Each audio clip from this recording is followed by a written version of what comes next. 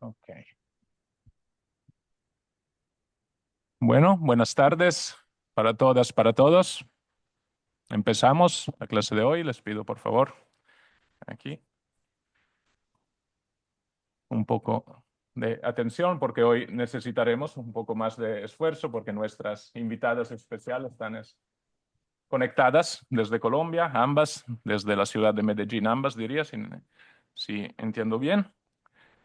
Y pues hoy, como sabemos, es una de las actividades así especiales que estamos teniendo a lo largo del curso, porque tenemos la posibilidad de dialogar con algunas de las realizadoras de productos culturales que estamos leyendo y en este caso viendo, que están viendo. Nos acompaña también la profesora Laura Scarabelli, que también colaboró en la organización de toda esta serie de encuentros y en general eh, digamos, ayudó en la posibilidad de abrir este espacio, este curso, por cómo lo entendemos ahora. Entonces, quiero aprovechar nuevamente para agradecerla.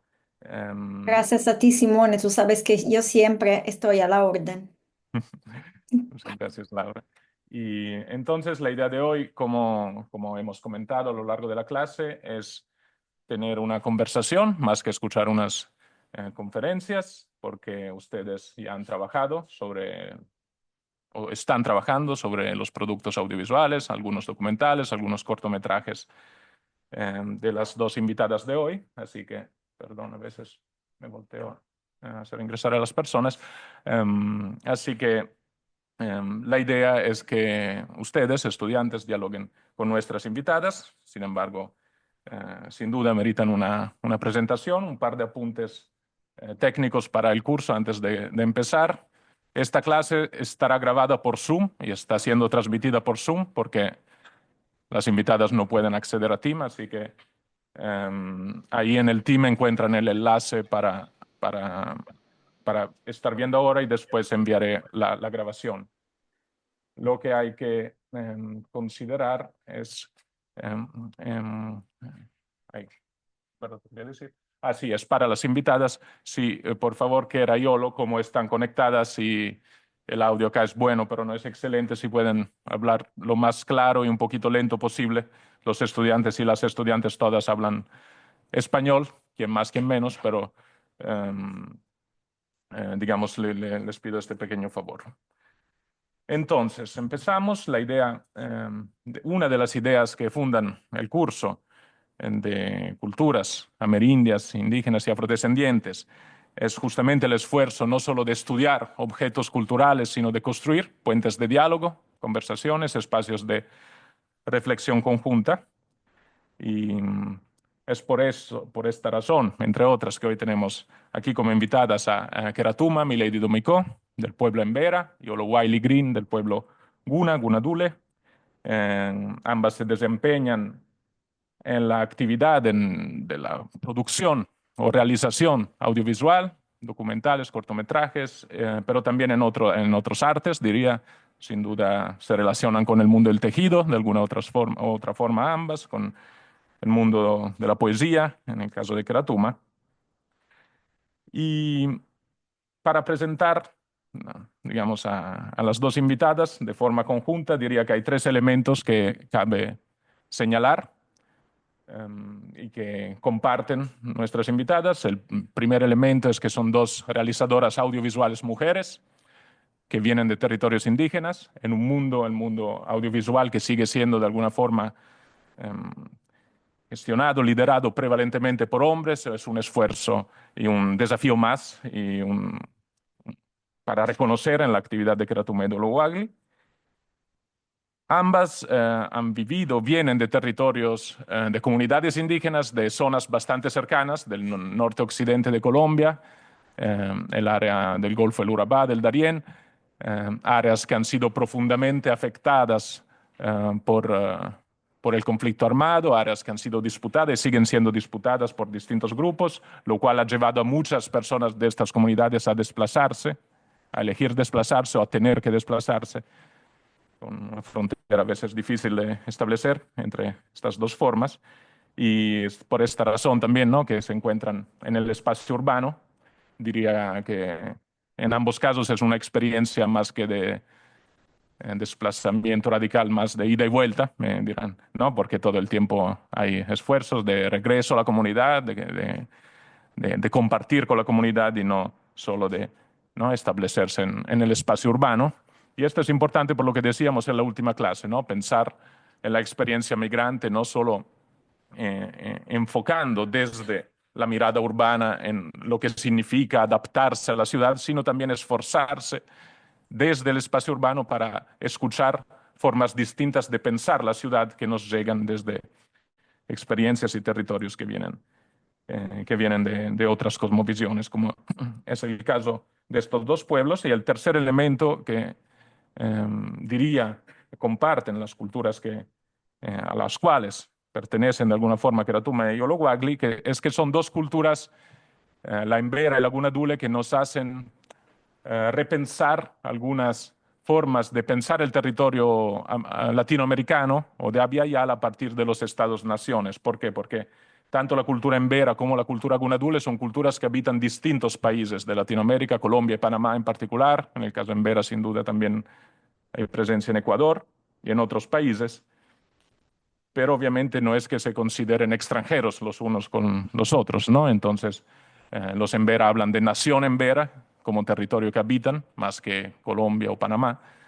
El pueblo guna habla de Guna Yala, de la tierra de los guna, que es también un territorio de alguna forma reconocido en Panamá, que está dentro de un territorio más grande, que es la que hemos conocido como Abya Yala, ¿no? Esta forma alternativa de nombrar al continente, que no es solo un sinónimo de América, sino algo más, que lleva consigo algunas ideas, cosmovisiones, historias, relatos de origen vinculados con la sangre, con el nacimiento del mundo y mucho más.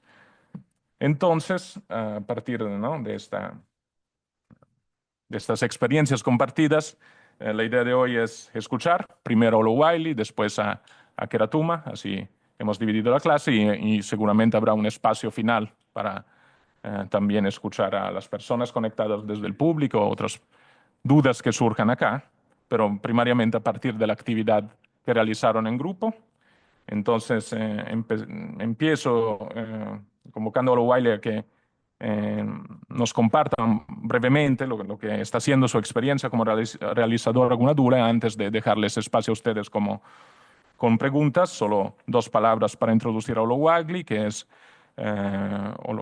Olowagli Green, mujer indígena Gunadule de la comunidad de Caimán Nuevo, en el urbano antioqueño, habitante de la ciudad de Medellín. Desde el año 2015 es artista audiovisual y también es gestora cultural en la casa de producción Sentarte, que es una de las casas de producciones más relevantes en términos de producción audiovisual indígena en Colombia, en el continente. Creo que también Keratuma en algún momento ha colaborado o colabora con Sentarte. Conocen sus trabajos audiovisuales, cada grupo ha visionado algunos de ellos: Mupala, La Abuela Mar, Galudugbis, La Memoria de las Abuelas, Mugan Boe, El Llanto de las Abuelas, entre otros. En algunos es directora, en otros co-directora. Y nada, no sé si Oluwaili quieres eh, introducirte un poco más para después dejar espacio a los estudiantes y las estudiantes a que eh, así lleven a cabo el diálogo. Y nuevamente agradecerles a ambas por estar acá. Mm. Bueno, Degite, Anugolo Wiley, Anduleome, Ameco Burduga y Gigundiwala. Bueno, hablé en mi lengua materna, que es la lengua es conocida como la lengua Tulegaya, que significa lengua de los gunas. Mm, Como bien ya introdujo Simone, soy Wiley Green. Mi nombre significa Madre de las Estrellas. Dentro del pueblo Guna, Wiley fue una mujer que vino a tratar de equilibrar la tierra.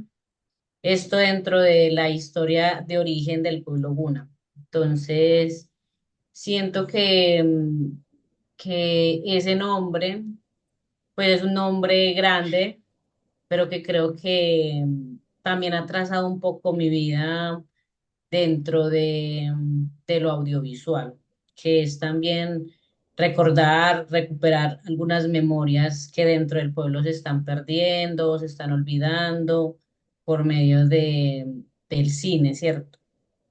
Mm, yo, a ver, ¿qué les cuento? Hemos estado como co-creando mucho con otros pueblos indígenas, con mi pueblo, porque cada vez que cuento una historia que aparece o que dice que soy la directora o la codirectora, pues son historias que son de mi pueblo, ¿cierto? Son las ideas, son del pueblo Gunadule, que yo las estoy transmitiendo en este otro lenguaje, que es un lenguaje cinematográfico, pero que de igual manera, al ser un idioma, un lenguaje cinematográfico, pues también creo que hemos estado, por decirlo así, decolonizando un poquito la academia en la cual tal vez Kera y yo hemos estado en la academia estudiando comunicación audiovisual, que dentro de estos aprendizajes en la academia, pues nos han dicho también muchas cosas, como algunas narrativas, ¿cierto? Narrativas lineales, que cuando confrontamos, no sé, como esta idea de la narrativa lineal con los abuelos o las abuelas, no encajan. Entonces, por eso mismo es que las historias que tal vez hayan visto, casi siempre inician desde una historia de origen, porque creo que esa también es una de las premisas que he tenido en mi carrera, que llevo 10 años, digamos, desde el 2015, eh, pues co-creando y con Sentarte, que es la productora con la que comencé junto a otro amigo que se llama Juan Esteban, comenzamos a pensar cómo íbamos a narrar las historias con otros pueblos. Entonces, esa es una de las premisas que tengo y es que casi siempre o siempre intentaré contar las historias desde esa historia de origen del pueblo con el que estamos trabajando. En este caso, pues es con el pueblo Gunadule. Mm, Ujú. Em, no sé si, no sé si me van haciendo preguntas porque no sé qué más contar, No, pero sí. Muchas gracias, Olo, eh, sí, ahora por esta introducción que ok. nos posiciona y nos hace también reflexionar, digamos, sobre lo que vemos y hacemos desde la academia. Entonces le convoco a los primeros dos grupos que han trabajado sobre la abuela Mar, Mupala, el grupo de Sofía, Camila, Alessia, Marco, antes y después el segundo, si alguien de ustedes quiere eh, venir para realizar las preguntas. Acá les dejo el espacio, sí. Pueden verse también en la cara. Ahí. No sean tímidos, que acá nadie. Ahí. Sin pena, tranquilos. Buenos días. Yo quería preguntar, bueno, el cortometraje tiene una canción, es acompañado por una canción y la pregunta es, ¿la canción es un canto tradicional guna o está vinculada específicamente a la familia que aparece en el cortometraje? Y si en la versión original está acompañada por instrumentos y de qué tipo.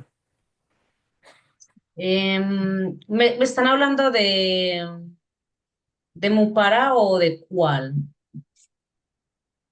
De, ¿verdad? Perdón, no, ellos vieron, perdón, Galo Dugbis, la memoria de las Daruduglis. abuelas. Ujú. Correcto, sí. Bueno, no, la canción es, voy a contextualizar un poco, el pueblo Guna es un pueblo que transmite los conocimientos de generación en generación por medio de cantos, que los cantos los cantan los hombres, que se les nombran los sailas, que son como los caciques, son la autoridad tradicional y espiritual del pueblo Guna. Entonces, semanalmente, por ahí 2 veces o 3 veces a la semana, se convoca a toda la comunidad a una casa que la llamamos Onmaquetnega, que es como la casa del pensamiento, la casa del tejido, donde los sailas están acostados en la hamaca mientras toda la comunidad los rodea, ¿cierto? Mientras ellos cantan historias de origen del pueblo Guna. Entonces, la canción que ustedes escucharon en Galudugbis hace parte de la historia de origen de la mola, que es de lo que trata pues el corto, ¿cierto? Como esa transmisión de conocimiento de generación en generación de la mola en las mujeres. Entonces, la canción pues es netamente, la canta solamente los hombres, habla de cómo nació la mola, cómo vino esta abuela Naguegirya y pudo viajar a las capas de la tierra y fue la única que entró porque a ese lugar sagrado que se llama Galu solo pudo entrar esta mujer, no pudo entrar ningún hombre. Entonces esa es la historia, ¿cierto? Del corto, pues de la canción. Eh, no se usa, cuando están los cantos tradicionales, no se usan otro tipo de instrumentos, sino que solamente es la canción desde la voz de los hombres. Y claro, hay momentos en que se ambientó el corto con maracas, que son como los instrumentos tradicionales del pueblo, que es la maraca y el gamuburri, que el gamuburri es una flauta que es muy tradicional del pueblo Guna, que se puede como asimilar a la zampoña, que usan también mucho como en Perú, en Bolivia, pero es muy diferente, o sea, como tiene como la misma forma, pero es diferente, digamos, a la zampoña, solamente es como para asemejarlo un poquito. Pero esos son como los instrumentos que usamos en el pueblo Guna. Nosotros no, digamos que es un pueblo que todavía sigue siendo muy tradicional en las prácticas ancestrales o en las ceremonias, que solamente se usan esos instrumentos. Nosotros nunca nunca vamos a estar en una ceremonia, digamos, escuchando un equipo. No, solamente es los cantos, la flauta y la maraca. Gracias. Y otra pregunta es si la canción en el cortometraje es fiel al original, tanto en los instrumentos como en el canto. Sí, la canción, pues si vamos a decirlo fiel, no es tan fiel porque realmente una canción de los Aylas dura entre 2, 3 o 4 horas. Mm. Entonces, digamos que fue un proceso también un poco difícil para mí, con los asesores que yo tenía, que era mi padre, mi madre, mi abuelo, porque mi abuelo fue el que hizo el canto.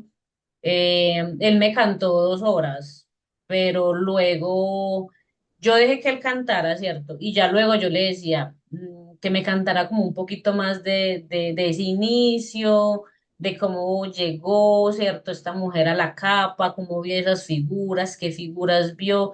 Entonces fue como un proceso ahí de dialogarlo y él entendía, pues mi abuelo sabe que yo hago esto, entonces él me colabora mucho como con los tiempos cuando sabemos que no podemos excedernos. Y luego, pues yo decidí escuchar todo el canto y hacer como los cortes, como en los momentos que nos daba para el cortometraje. Entonces, no sería como tan fiel, porque realmente sería una canción de 2, 3 horas. Entonces, podría decir que no es fiel, ¿cierto? En el sentido de lo largo que es la canción. Y lo que te decía, las canciones de los Aylas nunca se ambientan ni con maraca ni con gamu. Digamos que la maraca y el gamu son instrumentos que se usan dentro del pueblo, pero en otras ceremonias, como las ceremonias de la pubertad de la niña, cuando la encierran y le hacen la fiesta. Entonces, eso te podría decir. Gracias. Di tu nombre antes de Sí. decirlo. Buenos días, soy Camila de Paula y mi pregunta es la siguiente.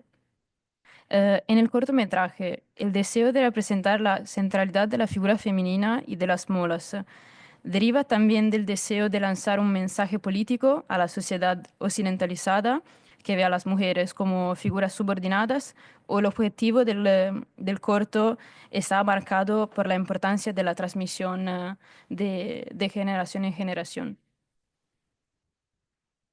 Basta. Qué pregunta tan buena. Em, sí, definitivamente. Digamos que Galudugvis es la obra con la que yo inicio mi carrera, digamos, como realizadora audiovisual. em, y lo hago. Galudugvis hace parte de una serie, ¿cierto? De una serie que acá en Colombia se ha ganado desde una lucha, ¿cierto? Es una apuesta política, una política pública que se ganó para que los pueblos indígenas tuvieran una soberanía audiovisual donde nosotros mismos pudiéramos contar las historias y no seguir viendo representaciones de gente que no es indígena contando nuestras propias historias. Entonces la serie se llama El Buen Vivir.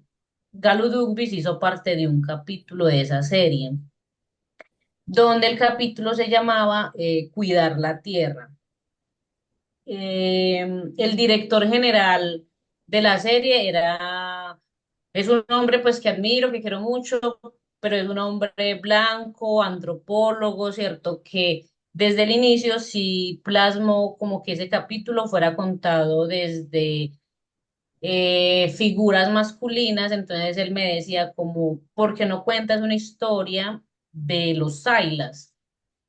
Y eh, yo pensé mucho y yo dije, si el capítulo es cuidar a la tierra, cuidar la madre tierra, pues ¿quiénes son más las que cuidan la tierra? Yo decía, las mujeres. Entonces por eso fue que yo decidí contar esta historia de la mola y cómo la mola pues realmente es un cuidado que se tiene, que la tienen las mujeres y cómo por medio de esa transmisión también se está cuidando, digamos, a este lugar sagrado, porque ese lugar sagrado existe. Entonces, sí fue como una apuesta política de resignificar, ¿cierto? Más que dignificar, es resignificar a la mujer del pueblo guna, porque si bien la mujer del pueblo guna, digamos, teóricamente se habla muy bonito de que las mujeres son el centro, en la práctica no se ve mucho eso. Entonces, también como para darle ese giro a ese capítulo, yo decidí contar la historia de las mujeres. Me parece muy importante y creo que es un trabajo que he venido haciendo desde Galo Dugvis y es que las historias que he venido contando es netamente de mujeres, ¿cierto? De figuras femeninas y eso tiene mucho que ver también conmigo, yo como mujer realizadora, lo que decía ahorita el profe Simone, y es que también el audiovisual ha sido un lugar de privilegio, también mucho más para los hombres, que ahorita hoy en día yo siento que las mujeres indígenas acá en Colombia tenemos una posición fuerte. Miren a Mile Domico, tenemos muchas otras compañeras que también están creando. Entonces, poner como esa mirada femenina a todo lo que yo voy a hacer o estoy haciendo, si es una apuesta política que es consciente, es muy consciente. Entonces yo creo que es necesario también. Y bueno, este capítulo, este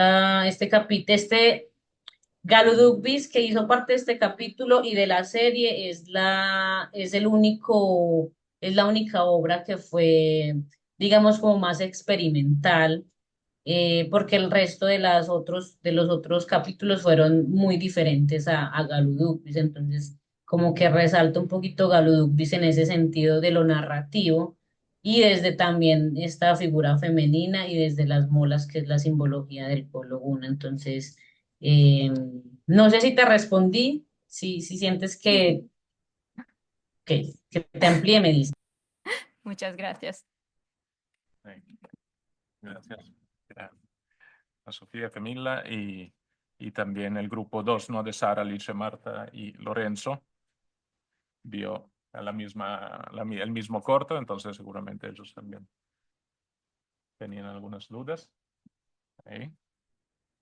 Son dos preguntas. Sí. Buenas tardes, me llamo Sara y mi pregunta es un poco general y es ¿cuál es el objetivo comunicativo del cortometraje y qué mensaje quiso transmitir con él?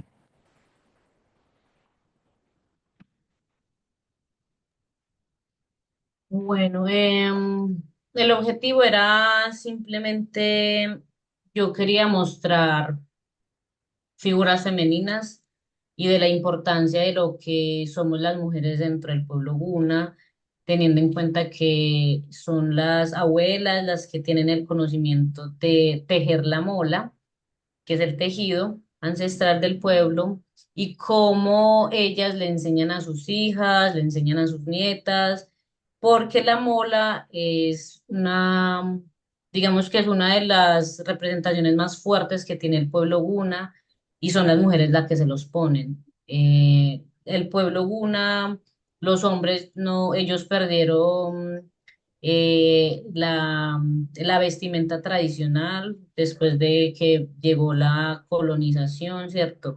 Ahí se perdió ese vestuario de los hombres. Las mujeres se hacía en una corteza de madera que ya luego cuando llegaron los españoles, pues también trajeron la tela, entendiendo pues que también han sido como unos intercambios ahí. Entonces los españoles trajeron la tela, trajeron las chaquiras, trajeron la aguja y digamos que fue esa inteligencia de las mujeres de cómo plasmar de una corteza de árbol a tela esta simbología.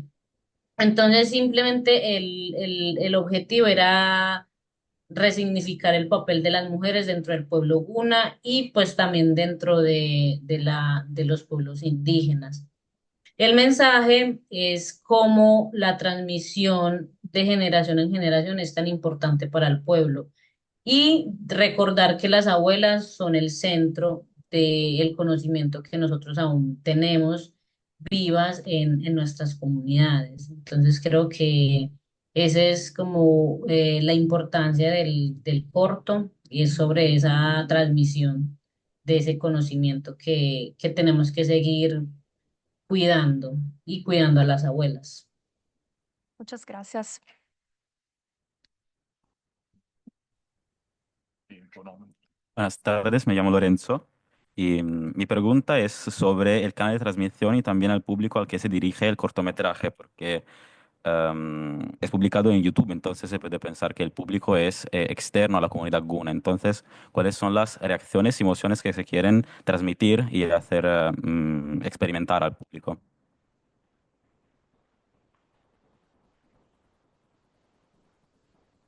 Gracias. Sí, el público objetivo es público externo. Como les comentaba, la serie a la que hace parte Galudupis es una serie que va dirigido a gente no indígena, a la sociedad pues colombiana, para que conozcan sobre los pueblos indígenas que habitamos en Colombia y qué es el buen vivir para los pueblos indígenas. Entonces, el público es externo, dándoles el mensaje también de que la mola hace parte del buen vivir del pueblo gunadule y digamos que fue muy experimental para poder sentir como lo onírico, porque la historia que canta el abuelo es sobre la historia de la mujer que vino y que por medio de los sueños viajó a las capas de la tierra, la quinta capa de la tierra, y vio estas simbologías, ¿cierto? Que también trate de plasmar, que creo que ahí está mostrando Simone, sí, ahí en esa partecita.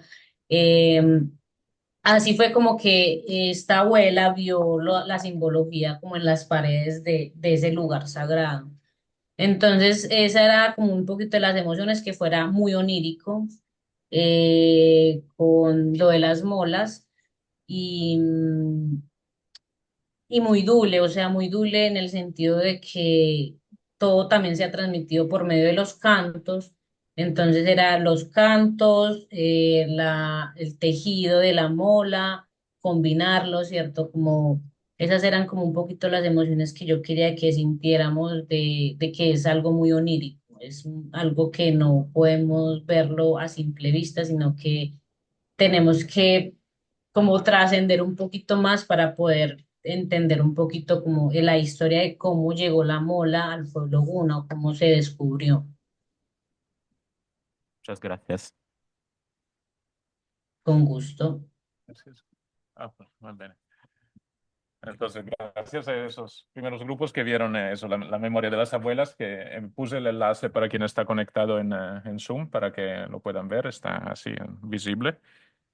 Pero otros estudiantes y otras estudiantes vieron ahora sí la abuela mar, ¿no? Que es este trabajo Mupala en lengua guna, que es un trabajo co-dirigido, si no me equivoco, con Luz Beidi Monterrosa y que cuenta de dos mujeres, dos niñas de dos comunidades distintas en este caso, no solo una mujer guna, sino también una mujer wayú de esas Ajá. tierras también de frontera entre Colombia y Venezuela. Entonces, creo que es el grupo de Ariana, Luca, Andreana y Daniele que hicieron este trabajo y también después el de Georgia, Jada, Bimben y Alice. Fate le domande insieme, cioè fate le due domande insieme, poi lei risponde. Sì, così ma è più comodo. Entonces, bueno. Buenas tardes. Yo tengo una pregunta riguardo las lenguas que hablaban las dos niñas en el cortometraje. Y mi pregunta es, ¿qué variantes de las lenguas indígenas Bayú y Gunadure se hablan en el cortometraje? Y te hace una otra pregunta de una ola si contestas juntos, ¿sí? Y buenas tardes. En el cortometraje vimos a varios dibujos y molas y queríamos saber si, las molas que traen Ina y su abuela tienen un significado específico y también el dibujo sobre el vestido de Siruma, ¿qué significado tiene? Buenas tardes. Em, Listo. A la primera pregunta de las lenguas, claro, son dos pueblos indígenas muy diferentes.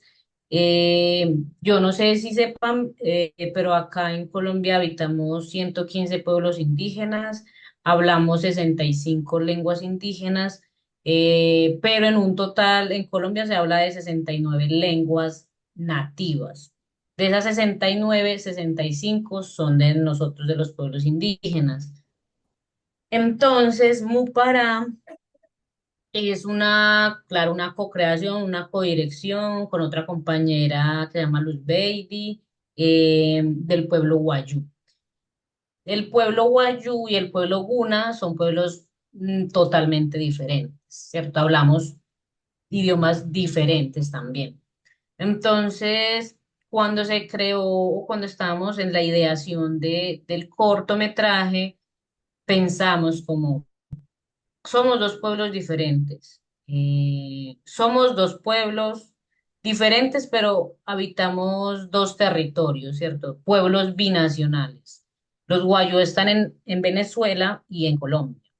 Y nosotros los Guna estamos en Colombia y en Panamá. Entonces, habitamos, el pueblo Guna habita selva y mar, y el pueblo Guayu habita desierto y mar. Entonces, pensábamos como, ¿qué hay que nos una, ¿cierto? Como que pensemos igual.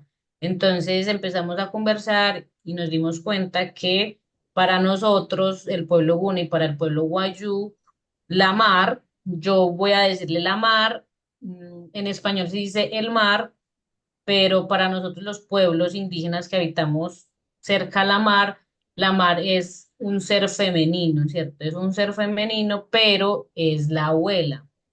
Entonces, mu es abuela en mi lengua y para es abuela en Wayunaiki, que es el idioma de los Wayuu. Entonces, digamos que cuando decías que qué variantes hay, pues somos lenguas totalmente diferentes, no tenemos ni siquiera creo que la misma base, que creo que el pueblo guna, el idioma del pueblo guna viene del chipcha, pero el wayuu no. Entonces no tenemos tampoco la misma raíz, somos totalmente diferentes. Es como si habláramos francés e inglés, ¿cierto? Como que no nos vamos a entender, nunca nos entendemos. Entonces, por eso en el corto las niñas cuando se encuentran se dicen como, ¿quién eres? Tú no eres wayuu. Y la otra niña le dice, ¿quién eres tú? Tú no eres guna. Y se dicen, no te entiendo. Pero claro, el lenguaje de los niños es el juego, entonces por ahí fue que nos metimos para poder hacer como el corto bien bonito. Respecto a los dibujos, pues a las ilustraciones, a la animación que preguntaba sobre las molas y los significados, sí. Digamos que desde la investigación, cuando hacemos los cortometrajes, las obras, hay una parte muy importante que es la investigación, que es previo a escribir el guión, ¿cierto? Mm, yo particularmente me fijo mucho en la simbología porque yo no voy a meter un símbolo de la mola en una obra mía porque me pareció bonito, no. Es porque quiero contar algo también. Creo que Mile también concuerda con esto y es que los tejidos tienen tienen un significado tan profundo que, ejemplo, entonces la mola de la niña era una mola en espiral que significa como ese recordar ese vientre, ¿cierto? Recordar el origen y la protección. Todas las molas en sí significan protección, pero el de la mola de Ina es eso, como recordar esa memoria, recordar el vientre de su madre y de la abuela. Cuando las niñas están jugando y se pone como una cápsula, hay dos simbologías muy importantes, que la mitad es del pueblo Wayuu y la otra mitad es del pueblo Gunadule, que ese símbolo es como la protección de ese conocimiento que se está contando. Entonces, como te digo, todo es protección. Hay otra mola cuando la abuela está hablando que se plasma, ¿cierto? Esa es la mola de la sabiduría. Entonces esa mola significa como esa sabiduría que tiene la abuela para seguir transmitiéndola a sus generaciones que vendrán. Entonces, esos son como los significados de cada mola que se plasmó. La abuela también tenía una mola muy importante, que también es de esa protección del territorio, protección de la madre tierra. Entonces, las molas en sí, general, significa protección. Y es protección a las mujeres. Y por eso solamente las mujeres no las ponemos, porque eh, dicen las abuelas y los abuelos que la mola se creó para eso. La mola se creó para proteger a las mujeres. ¿Por qué? De las malas energías, de los malos espíritus. Y es tanto, por ejemplo, mi abuela sigue durmiendo con la mola puesta. Y hay molas de protección, porque ella dice que en las noches es cuando más se acercan las malas energías. Entonces, ella sigue durmiendo con mola. Yo ya no duermo con mola, pero me parece muy bonito ver a mi abuela que siga durmiendo con mole. Ella para dormir se duerme muy elegante. Ella duerme elegante. Entonces, de eso les puedo contar sobre los símbolos que se vieron en Mupara del lado del pueblo Guna. Igualmente, el pueblo Wayuu fue esa misma investigación. Investigamos qué símbolo era importante para ellos, ¿cierto? Entonces, cada símbolo tiene un significado muy importante. No es por ponerlo porque nos pareció bonito, no. Es un significado profundo. Vale. Gracias. Gracias. Gracias, Olga. Y también otro grupo no vio este corto, que es el grupo de Jade, Alice, Georgia y Napazol. Sí, también pueden presentarse y hacer todas las preguntas al principio, las dos preguntas. Buenas. Quería preguntarle, el montaje y el ritmo de la película rechazan una temporalidad cronológica occidental. ¿Qué tipo de temporalidad narrativa ha intentado construir? ¿Está inspirada en formas de narración oral o ceremonial? Y la otra pregunta, el cortometraje está atravesado por una fuerte dimensión. No, es la otra, esta. Sí, ok. Disculpa. El cortometraje está atravesado por una fuerte dimensión espiritual. ¿Cómo trabajó para traducir la espiritualidad en imágenes y sonidos? ¿Y cuál fue su proceso para, el proceso que seguiste para traducirlas? Ok. Van un poco ligadas las dos preguntas. Em, bueno, desde que creé, digamos, la primera obra, he venido como dialogando, para no decir como discutir con la academia, porque igual, pues la academia también nos dio mucho, pero la academia no se centra en conocimientos de los pueblos indígenas, ni cómo nos narramos. Si simplemente vemos la historia del cine indígena acá en Colombia, pues nos han narrado desde lo exótico, ¿cierto? Desde la pornomiseria, desde lo que es como paisaje, pero cuando ya nosotros cogemos las cámaras, el sonido y nos podemos narrar, también viene como esas narrativas que han sido también lineales, pues también choca con nosotros. Nosotros no podemos llegar donde los abuelos y las abuelas a decirles como, bueno, vamos a hacer una película y vamos a tener como el primer punto de giro, el segundo punto de giro, ¿cierto? Eso a veces no nos funciona. A veces sí, a veces no. Depende de la historia que queramos contar. Entonces, desde eso yo comienzo a pensar cómo narra el pueblo Guna. Y yo siempre doy este ejemplo y es cuando yo estoy en mi comunidad y estoy caminando, voy por el camino y me encuentro a otra persona, uno se saluda, ¿cierto? Como hola, ¿cómo estás? Pero el hola, ¿cómo estás? No se traduce a un bien, gracias, no. Es un hola, ¿cómo estás? Y esa persona te va a responder, estoy bien. Y te empieza a narrar qué fue lo primero que hizo, digamos, en ese día. No, yo me puedo encontrar con esa persona a las 5 de la tarde, pero ella o él me va a narrar qué hizo cuando se levantó, a qué hora se levantó, qué comió, luego qué hizo, qué almorzó, y llega hasta ese punto, ¿cierto? Entonces, yo ahí entendí que mi pueblo, hablo de mi pueblo, aunque también eso abarca a los pueblos indígenas, narramos en una forma en espiral. ¿Qué quiere decir eso? Que en- iniciamos desde un origen, ¿cierto? Entonces, en este caso, el origen es del cortometraje, es el origen de la abuela Mar. Entonces, yo he estado diciendo que la narrativa que uso dentro de las obras que he logrado crear y co-crear son obras en narrativa en espiral. ¿Qué es eso? Que siempre voy a empezar desde una historia de origen, de la temática de la que esté contando.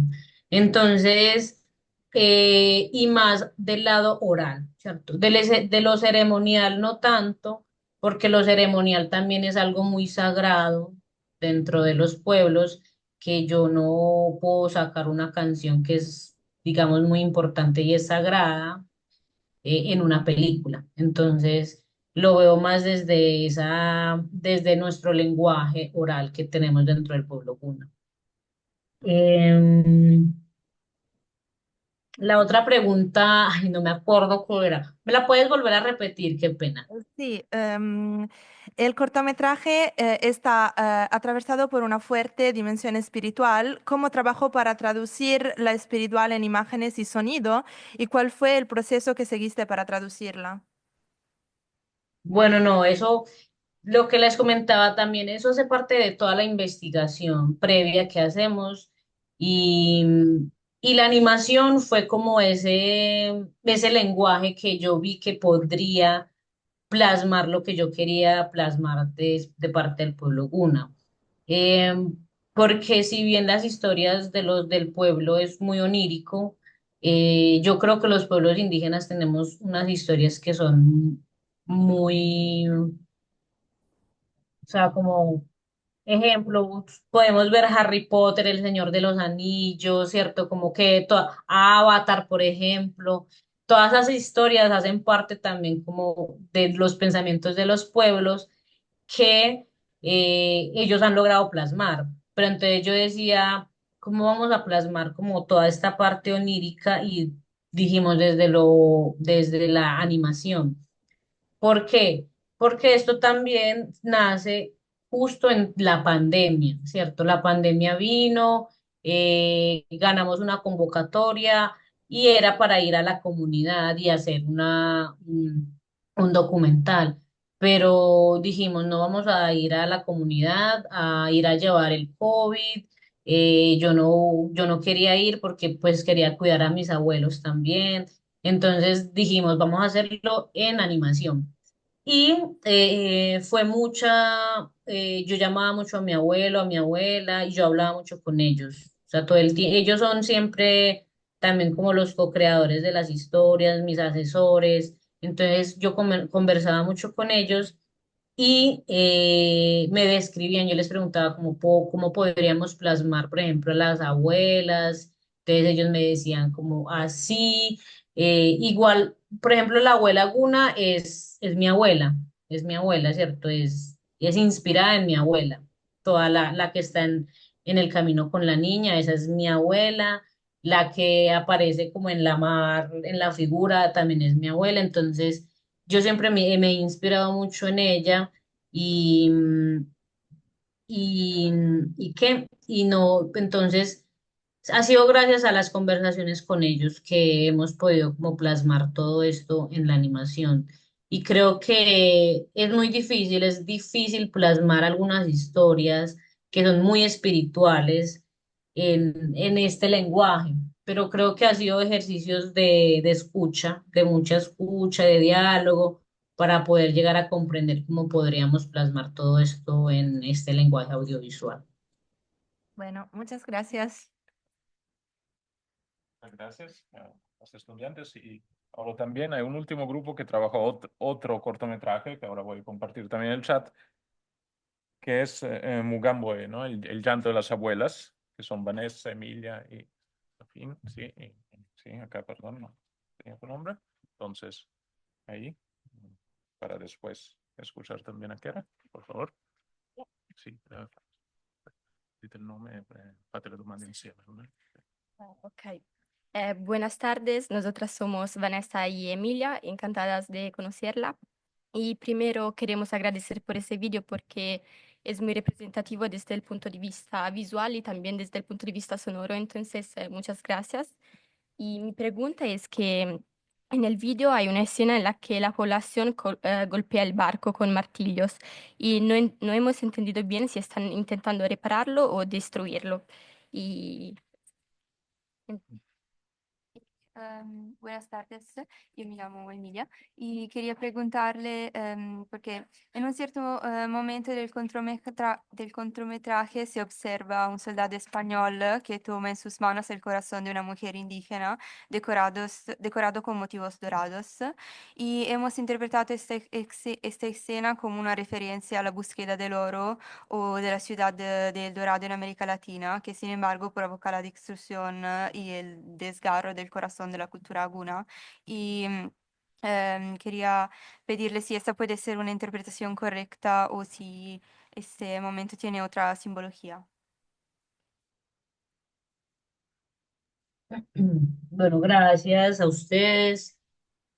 Em, yo no sé qué era ahorita que hables. Yo no sé si uno pueda decir que tiene obras preferidas, pero para mí, de las obras que más me ha tocado, digamos, el corazón y la memoria ha sido Mugamboe. Mugamboe de las obras que yo todavía veo y puedo llorar, ¿cierto? Porque me causa todavía pues no sé, me causa mucho sentimiento ver lo que pasó con mi pueblo con la llegada de los españoles. Sí, la escena que me cuentas de que están martillando la madera del barco es porque ellos lo estaban reparando. Si ven, los españoles llegan, los gunas los recibieron bien, con bebida tradicional, y les reparan el barco y ellos se van. Entonces, cuando ellos regresan, claro, ellos al ver a las mujeres llenas de oro, eh, no sé, o sea, cuando hicimos, digamos, la postproducción sonora, cuando los españoles hacen el barrido de arriba para abajo y ven a la mujer guna llena de oro, el sonido son moneditas, son monedas como de oro mirando a las mujeres. Entonces, digamos, el sonido ahí también tiene mucho que ver y sí era como empezaron a ver que había mucho oro allá. Entonces ellos regresan y ya regresan para buscar todo el oro. Yo creo que ustedes hicieron una muy buena interpretación de cuando el español le abre el corazón a una de las mujeres, pensando que como estaban llenas de oro, que hasta sus órganos eran de oro.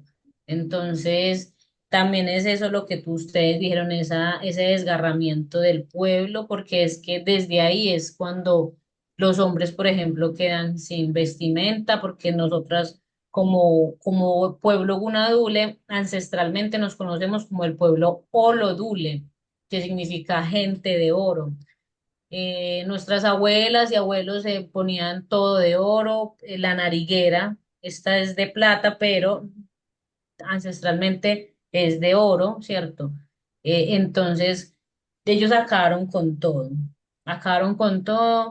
y la interpretación de que nos quitaron el oro de todas partes y que ellos pensaban que teníamos órganos de oro, pues es como lo que queríamos también representar.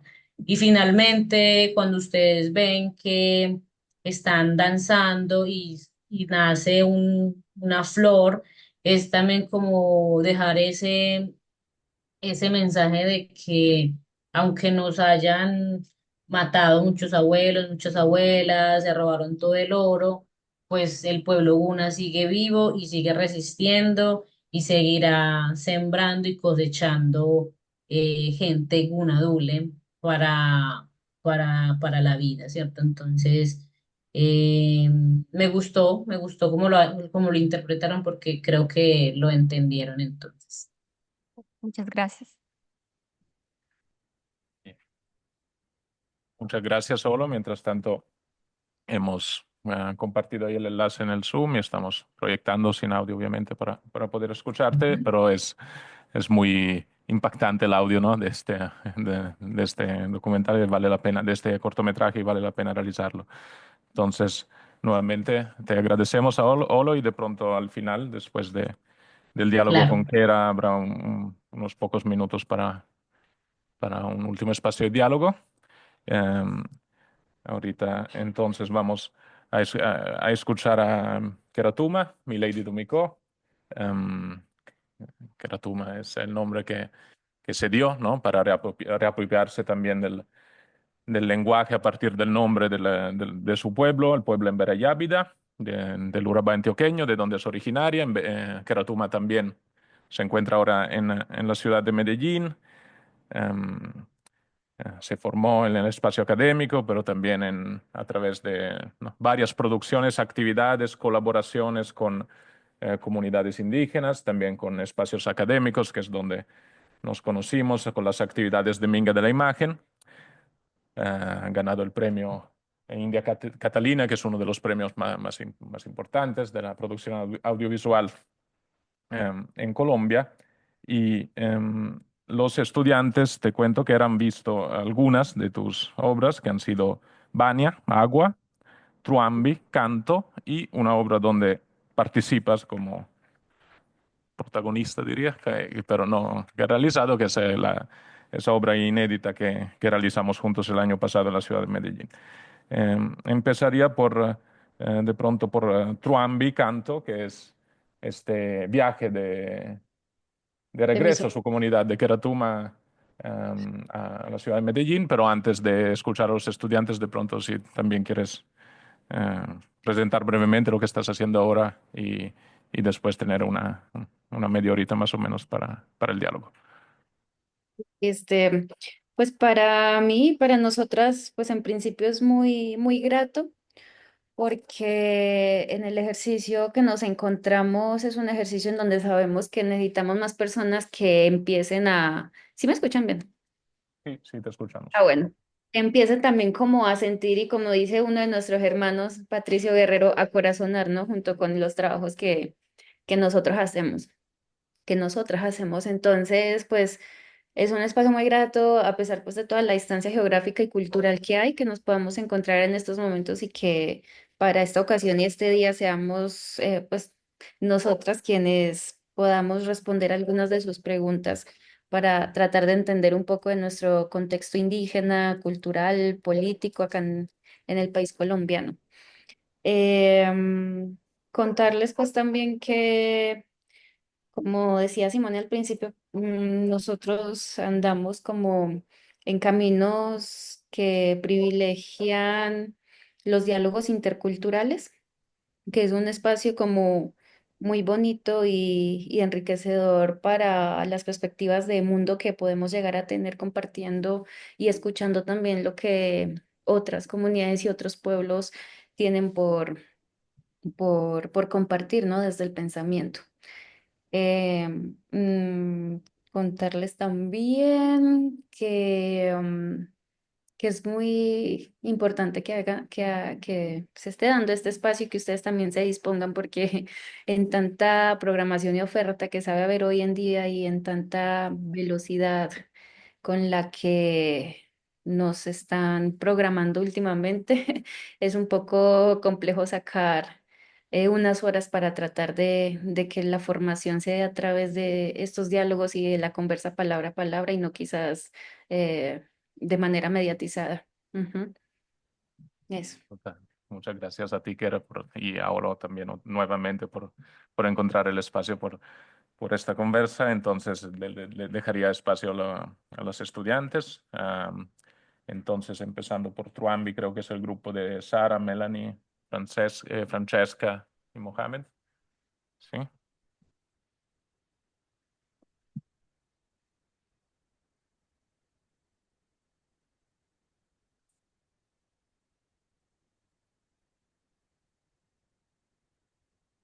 Y buenas tardes. Solo queríamos preguntarle, ¿qué espera que el público occidental entienda o cuestione después de ver el documental? ¿Y cree que el cine documental puede ser una herramienta para la resistencia cultural? Y también, ¿Cómo influye el entorno natural en la forma en que se narra la historia visualmente, especialmente en el contraste entre la naturaleza y la ciudad urbana, las tropas occidentales y en Vera y las cosmovisiones indígenas y occidentales? Dios mío. Estuvo. Oh, listo. Entonces, en el primero es. ¿Me recuerdan, por favor? Yo apunto. No. sí, la primera fue, ¿qué espera que el público occidental entienda o cuestione después de ver el documental y crees que puede ser una herramienta para la resistencia cultural? Ajá, listo. Ya la última la alcancé a capturar. Ustedes dijeron que habláramos despacio y me costó a mí entender eh, las preguntas. Listo. En principio, cuando yo tengo algo y es que a mí me parecen que yo cuando hago este proceso de creación, me parece que antes de llegar a un diálogo con los otros, porque a mí, no sé, esas cuestiones y conceptos del occidental creo que nos toca como echarle más lupa. pero siento que antes de hacer ese diálogo con los otros, se debe hacer un diálogo hacia adentro, hacia el nosotros. Entonces, pues me gustaría contarles que lo primero que pensé, evidentemente, hacia el interior, es cómo podíamos nosotros entender las cuestiones de mestizaje, porque a mí me costó mucho, a mí me costó mucho aceptarme en en mi posición también como mestiza, porque estuve por muchos años buscando la reivindicación y mi identidad como indígena, porque me había sido de algún modo arrebatada. Y cuando surge la existencia de mi sobrina, que pues quizás un poco a diferencia mía nace en un contexto totalmente distinto, me empecé a cuestionar más por ella y por otros niños que tenían diversos orígenes, pero que uno de esos orígenes era pues de nuestro pueblo en Verayávida. Entonces me hacen recordar algo que me dijo un profesor en ese entonces mientras estaba haciendo después de que, yo creo que fue después de que vio el primer corte y me dijo, es que al final lo que estás narrando no es la historia del mestizaje en contexto de la comunidad en Verayávida, sino que es el mestizaje de todo el mundo, porque todos tenemos un origen que quizás no, un origen ancestral que probablemente desconocemos, que sí, casi siempre desconocemos, y por eso es que adoptamos otro tipo como de pensamientos y formas de ser. Entonces, eso me hizo ya posteriormente a la producción pensar que, que pues en principio era como hablar acerca de cómo estas cuestiones de identidad se veían permeadas, ¿no? Porque la identidad y la cultura no son cuestiones que están estables y tangibles. Hay personas que dicen... Por ejemplo, yo voy a ser negra y siempre voy a ser negra. Yo digo, yo soy indígena, pero yo también sé que si el rato de hoy ahora yo quiero ser, no sé, rockera o quiero ser punkera o algo así, pues también puede cohabitar diferentes identidades en mí.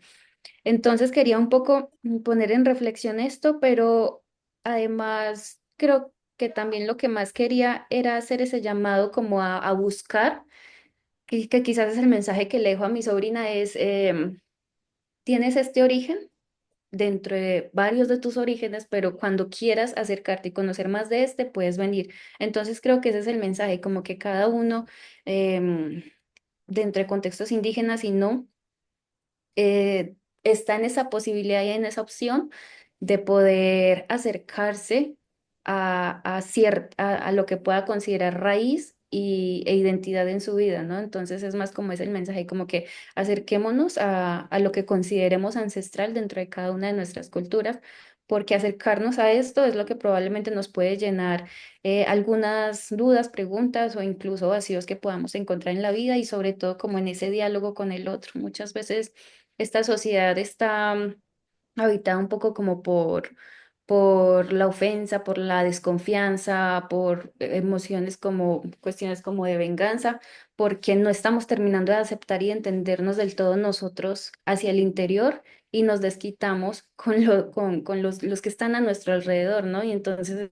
es allí donde se empiezan a crear conflictos y caos más desde el nivel humanístico, por así decirlo.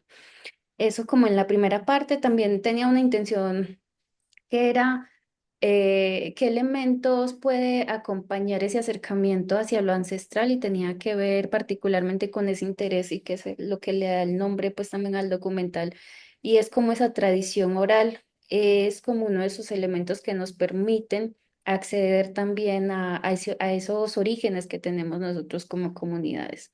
Entonces, para mí era muy importante revitalizar un poco esas prácticas de los cantos tradicionales y cantos pues más específicos para la historia y poder hacer, porque yo recuerdo que en mi tiempo de ciudad las canciones y el que mi madre de algún modo me obligara a cantar en lengua en público, que en ese entonces pues me daba obviamente mucha pena, pero que ya creciendo yo dije, claro, es que lo que me estaba dando ella era como yo le estaba dando a mi sobrina, una excusa, una razón o una herramienta para que yo pueda sentir em, pertenencia a mi comunidad y a mi pueblo, ¿no?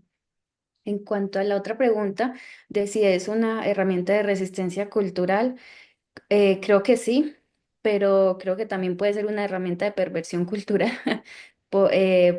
depende pues del tipo de contenidos que uno haga, entonces está como entre, entre el uso que se le pueda dar a esta formación o a esta creación o a este compartir de experiencias a través de las herramientas audiovisuales. Y digo de perversión porque pues todos sabemos que en algunos momentos de las historias del universo, las historias que se han contado en diferentes culturas, no solamente en la nuestra como comunidades indígenas, a veces han ayudado a que cuestiones de prejuicios, cuestiones más quizás de odio y todo eso sean los que broten, ¿no? Al contrario, un poco de lo que pretendemos, por lo menos Olo y yo con nuestras producciones, que es tratar un poco de hacer procesos que lleven más a la sanación, que lleven más a ese trabajo colectivo, que lleven más a ese trabajo que hace reflexionar y pensar otras formas de vida y estos otros mundos también que nosotras convivimos, ¿no? Dentro de diferentes pueblos. El audiovisual particularmente, además de que puede estar en función de la resistencia cultural, se ha presentado como atractivo, ¿no? Porque pues dentro de nuestras comunidades, en algunos, cuando se empieza a hacer ese acercamiento a lo tecnológico, parece como un lenguaje por descubrir y por sincretizar un poco todas esas formas de vivir y de tratar de representarnos, ¿no? Entonces yo recuerdo mucho que cuando en mi comunidad llegaron los televisores, mis primos eran allí pegados viendo películas de Jackie Chan, de Cobra, que eran como los que más se miraban y se disfrutaban. Y recuerdo también que cuando hicimos el primer trabajo allí, el que ellos se vieran y reconocieran su territorio fue como que es que nosotros también podemos estar allí, ¿no? Entonces es también como una forma de seguir memoriando nuestras prácticas culturales, políticas, de cuidado de naturaleza y finalmente está haciéndolo en un lenguaje que también es llamativo para algunas generaciones, ¿no? Y el otro, esos entornos y contrastes de hablar de esos contrastes, yo creo que es muy importante, ¿no? Porque em, a veces tendemos a polarizar las cosas, ¿no? Y mucha de la teoría y de las formas como se han concebido el entender el mundo están basadas en lo blanco y lo negro, ¿no? No hay casi espacio para zonas grises y quizás en esas zonas grises es donde nos encontramos, en esas posibilidades de mezclarnos y de entendernos. En el primer trabajo, que pues más rato ya hablaremos, yo creo que esa polaridad está un poco más presente. Aquí en Truambi creo que quizás no. Ya aquí en Truambi es como esa zona gris porque si bien no miro tanto a la ciudad, tampoco la critico directamente como fue en el primer trabajo. Entonces creo que es como habla de un proceso de ir entendiendo algunos aspectos de la vida y de matizar un poco más las temáticas y las formas de acercarse, ¿no? Hay como varios estados o varios niveles en las que uno puede producir.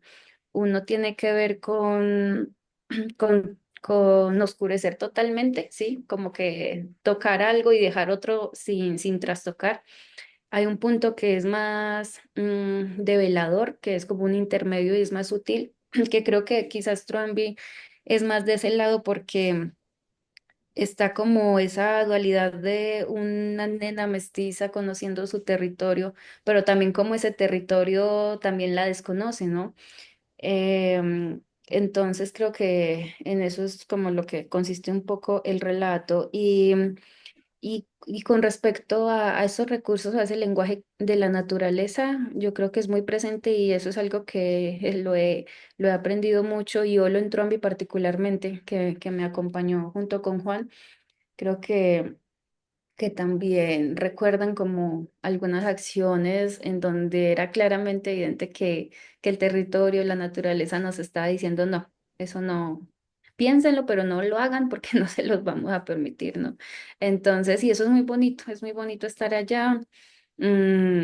escuchar en cuestiones, por ejemplo, como el proceso de montaje, también sucede que a veces ese ritmo de montaje o ese dónde cortar este plano se la va dando, por ejemplo, el canto de un ave. Entonces se va construyendo la banda sinfónica, pues, la banda sonora con eso y entonces estos elementos también son bien importantes de cómo, bueno, en esta escena lo que va a prevalecer es el río, entonces hable el río. Y son como esos detalles que también pasan primero por una reflexión lo más profunda posible de dónde está uno situado. Segundo, por una comprensión que debe estar muy alta de sensibilidad que le permita a uno estar conectado con todos los elementos, no solamente humanos, sino naturales que están allí en alrededor. Muchas gracias. Sí. Muchas gracias, Kera, por también hacernos dinamizar unas de las ideas que vimos, ¿no? A lo largo del curso, la idea de mestizo, la idea de indígena, cómo también se cuestionan en ese cortometraje que justamente juega con esas fronteras de la identidad. Y el otro grupo que había trabajado sobre Trump es, creo, de Alessia, Raquel, Oriana y Elisabetta, ¿sí? Ahí.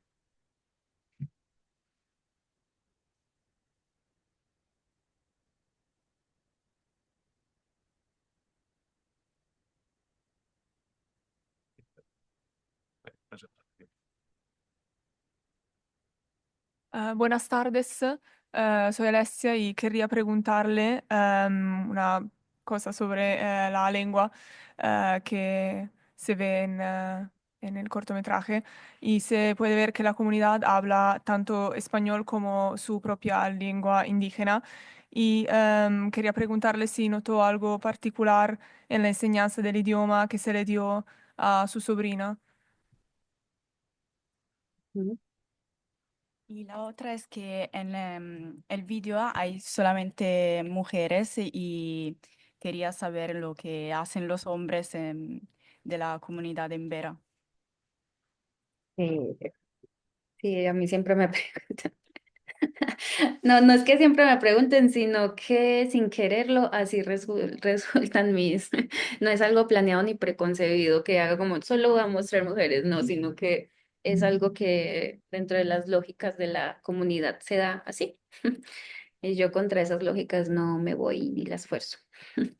Entonces, con respecto a la primera pregunta, afortunadamente sí, es una comunidad, pues hoy en día bilingüe.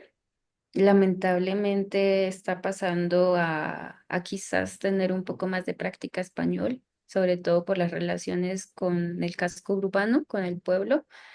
Mm, este, si ven la escena, es una niña chiquitica, pues está, y es como interesante porque pues nuestra familia habla en embera, nos habla en embera, y nosotros pues, o por lo menos yo que soy mal hablante, digo yo, de mi lengua, pregunto pues es en español. Y mi pregunta curiosamente también es cómo están los niños, como en ese lenguaje, para ver si tratamos de entendernos un poco más. Entonces ahí es cuando vemos el ejemplo de una de las primas pequeñitas que se está aprendiendo, ¿no? Ese lenguaje también del español, que se refuerza con programas de televisión, que se refuerza con ese vínculo del pueblo y con la llegada también de personas a hacer procesos ahí en el territorio.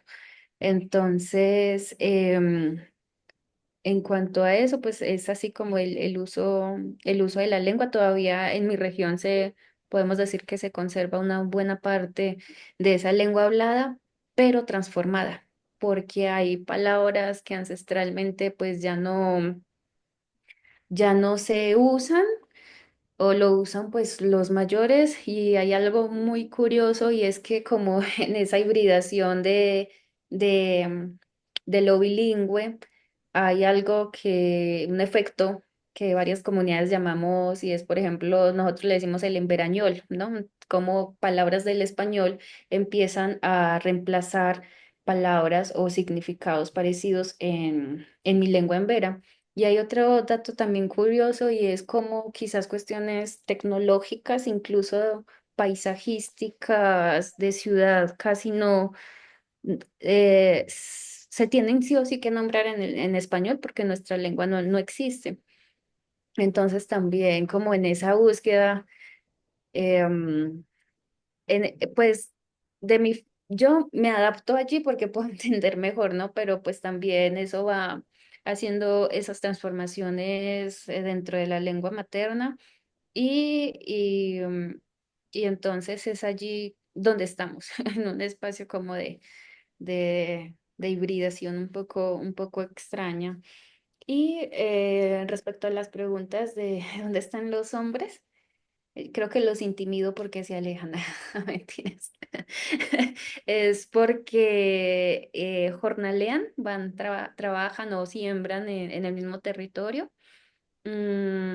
Algunos pues son docentes dentro de mi comunidad, entonces están en las labores de enseñanza, pero pues generalmente somos nosotras las mujeres y pues yo la verdad, por ejemplo, yo de mis tíos, de mis tías son 5 mujeres y uno es hombre, ¿no? Entonces también es un poco como esa sororidad o esa atención también que hay de parte de las mujeres de mi familia cuando llego a compartir, ¿no? Y mis primitos, que son como la otra representación de hombres, es jugando allá en el monte con cositas. Entonces quizás por eso no se ve tanto. No es algo que, como les contaba al principio, que fuerce, sino que es algo que se ha dado en las ocasiones que vamos a registrar. Muchas gracias. Ujú. Gracias, que eran las otras 2 obras que han visto, otros 4 grupitos de estudiantes. De pronto nos quedamos unos pocos minutos más hoy para alcanzar con el tiempo.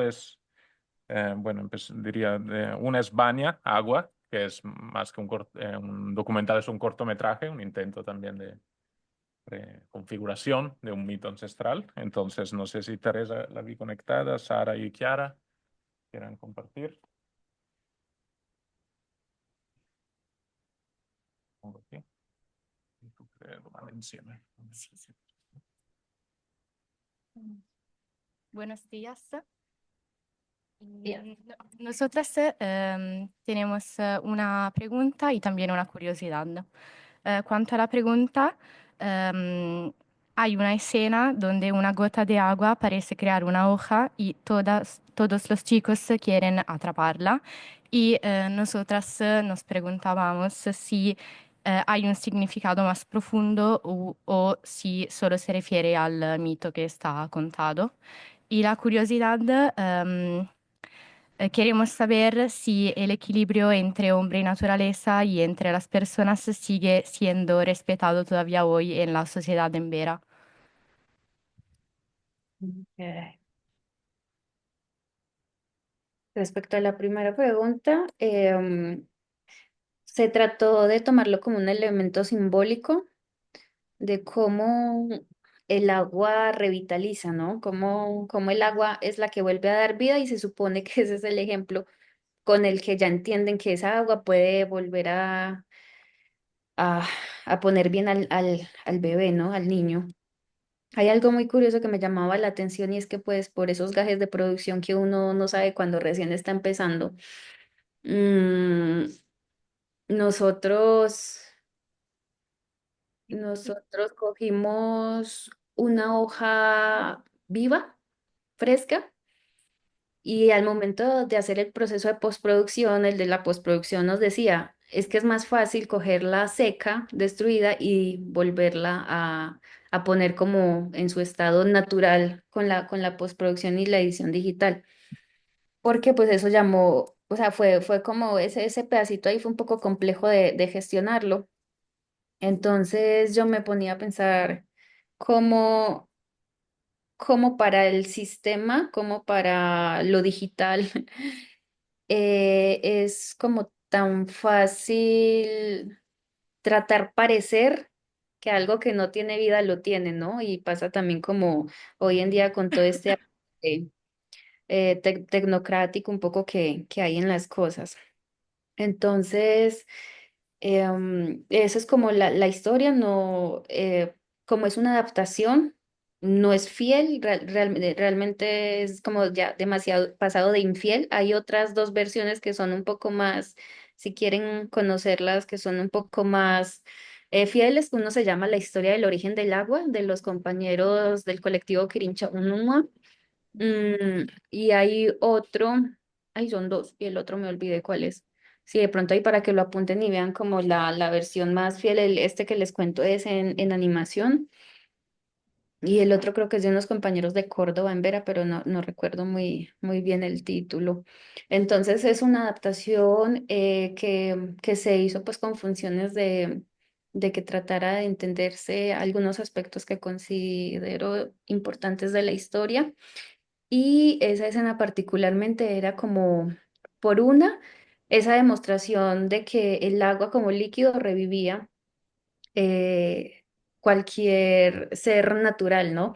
Y por otro, era también como el supuesto conflicto o detonante que llaman en el momento de la escritura para que se expresara el egoísmo que había en cada uno de los integrantes de ahí territorio, porque pues todos querían tener un pedazo de ese milagro, por así decirlo, o de eso que les podía revivir, por así decirlo. Ujú. Y a la final lo que pasa es que pues nadie se queda con nada y lo que decide más Caragaví es irse, porque pues con esa humanidad, ¿quién, quién puede? Hasta después que aparece. Ujú. Y la otra pregunta, ¿cómo está actualmente y cómo son las relaciones? Pues el territorio de por sí, hay ciertos conflictos que pasan, por ejemplo, por la tala de bosque, que pues ya son conflictos muy internos y que se trata de solucionar y de mirar como imponiendo una sanción en las personas que están haciendo ese daño. Y hay un peligro hoy en día eh, que tiene que ver con la parte discursiva, ¿no? Las comunidades indígenas, bueno, por un lado nos atribuyen el cuidado del territorio, de la tierra, cuestión que no debería de ser así porque esa es una responsabilidad de todos. Segundo, nos hemos vuelto tan humanos centrados que pensamos que la naturaleza depende de nosotros. Y hay muchos pensamientos, incluso ancestrales, que dicen que si la naturaleza se regenera, nosotros somos los que estamos siempre en riesgo de desaparecer. Ella siempre va a buscar el agua, si la estancaron, va a buscar por dónde salir, la montaña, si la explotaron, va a buscar siempre por dónde, hacia dónde correrse o hacia qué otro cerro tutelar acompañar. Bueno, en fin, es como que hoy en día es muy necesario entender cuál es el lugar de la naturaleza y cuál es el lugar del hombre, ¿no? Y tratar de pensarnos también en que nosotros somos poco para para ese territorio. Sin embargo, no por ser poco, tenemos el derecho de seguir como haciendo esos daños en el territorio. Entonces, dentro de mi comunidad particularmente, se han hecho como proyectos y procesos para que eso que les contaba de los árboles talados no, pues se restaure, se reparen los bosques nativos para también conservar cuestiones y prácticas del cuidado y de la siembra de plantas nativas y tradicionales, pero pues no en un mundo romántico porque ha sido muy difícil. En nuestras comunidades pues también ha entrado un poco esas crisis esas crisis que a veces ponen entre paredes a las personas de si trabajar o no para empresas que uno sabe que pueden hacer daño en el territorio, a la naturaleza. En eso, por ejemplo, de cuestiones como permitimos que esta carretera se construya o no. Yo misma he visto como el paso del tiempo en el territorio. En el primer trabajo no teníamos energía eléctrica, ya para el segundo teníamos. En el primer trabajo tocaba todavía caminar la faldita o la llanura en donde fuimos restablecidos después de haber sacados pues del territorio, tocaba caminar cierto tiempo. Ahora ya entran motos, ¿no? Y entonces uno se pone a pensar en todo eso, hasta dónde va a llegar o hasta dónde esto de cuidar la naturaleza será posible, ¿no?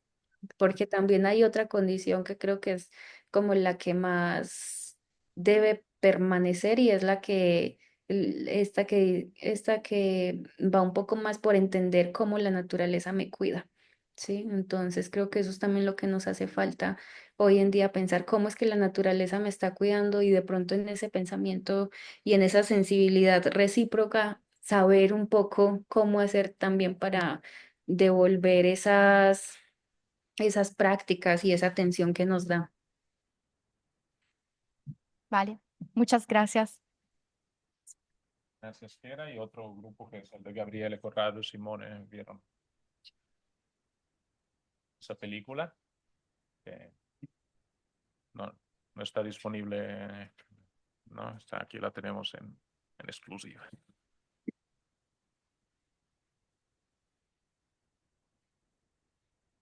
Hola, buenos días. Yes. Ok, ok, son tres. Ok. Em, Tenemos dos preguntas que son, la primera es cuál fue la idea inicial detrás de este cortometraje y cuál es su significado principal. Y la otra pregunta es por qué el cuerpo del niño está enterrado junto al curso del agua, si simboliza algo preciso y algo que tenemos que anotar. Ujú. La idea inicial detrás del cortometraje era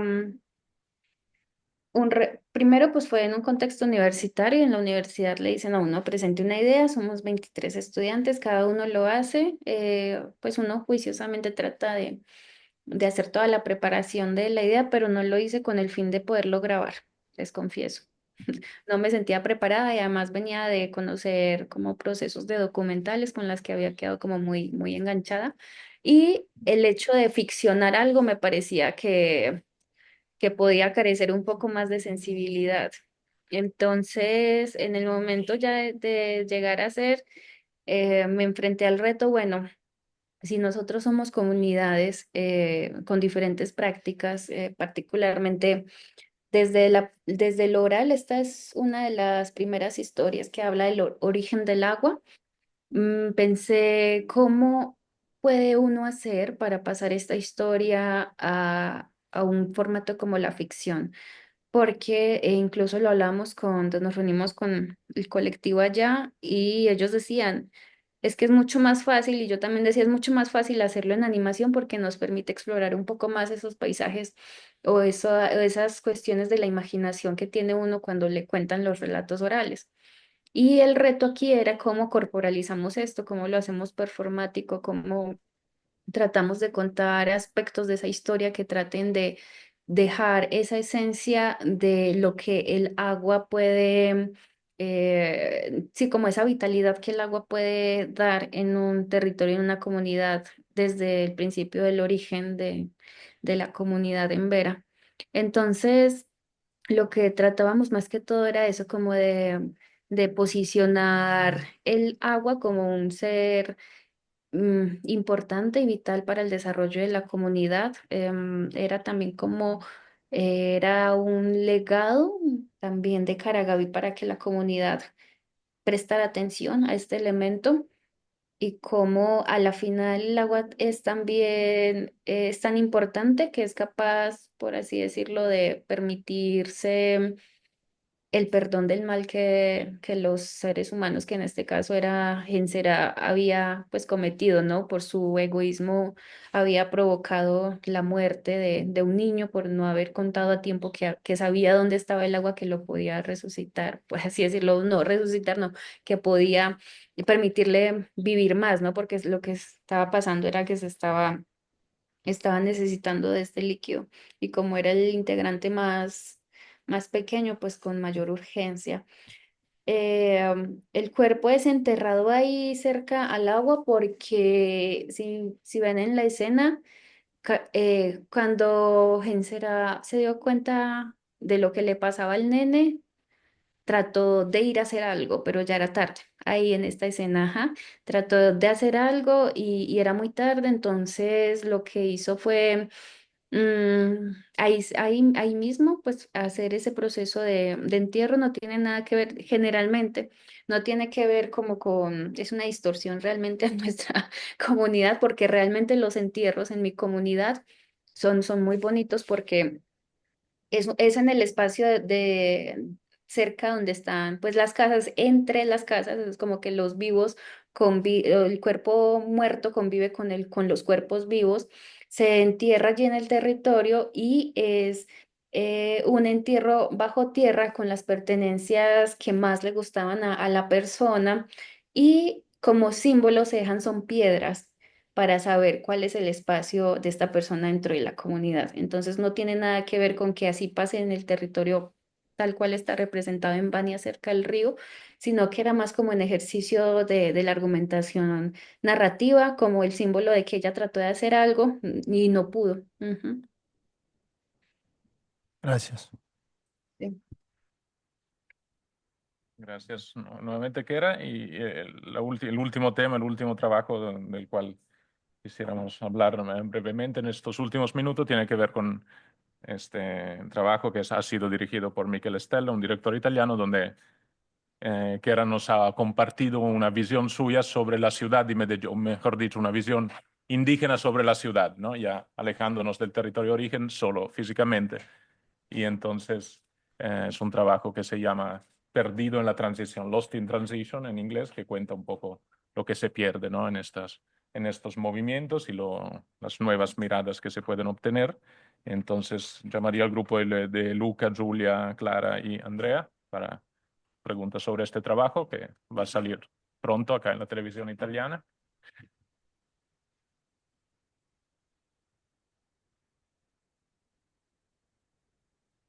Buenos días y primero que nada, gracias por estar aquí con nosotros. Yo soy Luca y hemos visto que en muchas ciudades de Sudamérica como Medellín o Bogotá, los procesos de desplazamiento y gentrificación están transformando profundamente los territorios y las dinámicas sociales, afectando de manera particular a las comunidades indígenas que habitan estos espacios.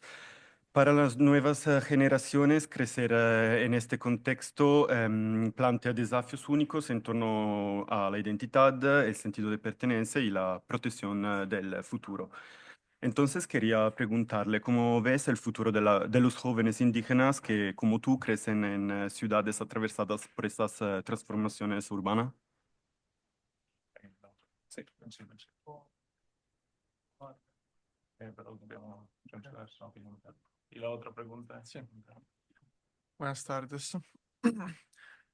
La otra pregunta es, en el documental se aborda la problemática de la gentrificación en Medellín, un fenómeno que está reconfigurando el paisaje urbano y la dinámica social de la ciudad.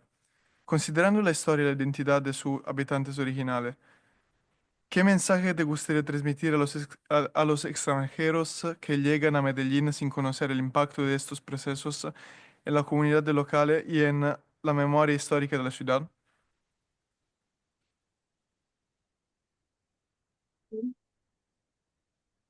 Respecto a la primera pregunta, yo cuestiono mucho estas cuestiones que tienen que ver con el futuro, ¿no? Porque el futuro mm, es un invento que muchas veces agobia, ¿no? Es un invento, un término o un proceso pensado en cuestiones que tienen que ver, una con el egoísmo, ¿no? Otra que tiene que ver con esa desubicación o esa, ahí voy a decir como Miguel Rojas, de pronto em, esa desencarnación con el presente y con el pasado, que son dos temporalidades que nosotros como comunidades defendemos mucho y que hacen parte de nuestra forma de pensar y vivir la vida, ¿no? Mm, lo que puedo percibir con estos procesos es que va a depender mucho en qué etapa de migración o en qué proceso de la vida migre o transite la persona que llega a la ciudad. En mi caso personal, yo llegué ya después como de la primera infancia, ya tenía una relación, una conexión previa que me ha bastado hasta el momento para tener una fuente o un arraigo identitario desde mi ser en ya vida. Sin embargo, no es el caso para algunos niños y más o menos de unas 3 décadas, 2 décadas para acá que ya nacen en la ciudad y poseen ya una nacionalidad distinta, una enunciación diferente al de sus padres o al de sus abuelos. Entonces, aquí las cosas no han sido para nada fáciles. No conozco eh, el primer niño que se sienta o el primer joven que sienta como que es del todo, que siente del todo suya la ciudad, si llegó pues desde una etapa previa. Sin embargo, pues está este otro lado de quienes ya nacen y crecen acá. Olo incluso estuvo también muchos años aquí en la ciudad y incluso ella se conflictuó mucho también de a qué sentir pertenencia, ¿no? Y con qué sentir pertenencia, igual que yo. Em, la ciudad con todas estas cuestiones de gentrificación y de personas que están llegando y de prácticas también que se están acercando, he notado también como un grande riesgo porque han sido un poco más las acciones que han permitido la vulneración de estas nuevas generaciones a la reafirmación, ¿cierto? Es mucho, es en estadística o probabilidades es mucho menos el proceso que se está haciendo de fortalecer esos orígenes ancestrales o esas prácticas a las que hay de fortalecer las otras, que son variadas y hay en la ciudad. Entonces nosotros por acá, en la ciudad, por ejemplo, hay niñas de orígenes de comunidades que hacen parte, por ejemplo, de mujeres, de niñas que están siendo explotadas sexualmente. Hay familias, hijos, niños en familias, hijos que están inmersos en todas estas cuestiones que tienen que ver con las adicciones, diferentes tipos de adicciones y sobre todo también en cuestiones de salud mental, que al no sentir identidad con algo, pues piensan en cuestiones relacionadas con el suicidio, con la depresión, con el aislamiento. Entonces es un poco complejo porque si estuviésemos de pronto en el territorio, eso llega un médico, un jaibana o una jaibanauera y le hace un proceso, ¿no? De tratamiento con plantas, pero aquí las condiciones no están dadas para hacerlas así tal cual. Entonces es un poco complejo que lo que pasa hoy día en algunas comunidades residentes acá en la ciudad urbana. Sin embargo, pues estamos nosotros también, que somos un grupo pequeño, tratando de resignificar algunas de estas prácticas y acciones para que por lo menos, por una, es una lucha porque la ciudad entienda que también estamos acá, una lucha pues hacia la lectura de los demás, hacia nosotros, pero también es una lucha de la lectura de nosotros mismos acá en relación de nuestros núcleos familiares y otros núcleos familiares. Y también hay una lucha por conocer más el territorio, porque llegamos y se nos encierra en un barrio, en una casa, pero por ejemplo lo que hablamos en el documental es, bueno, y cuáles son esos otros seres espirituales que también están habitando en la ciudad, ¿no?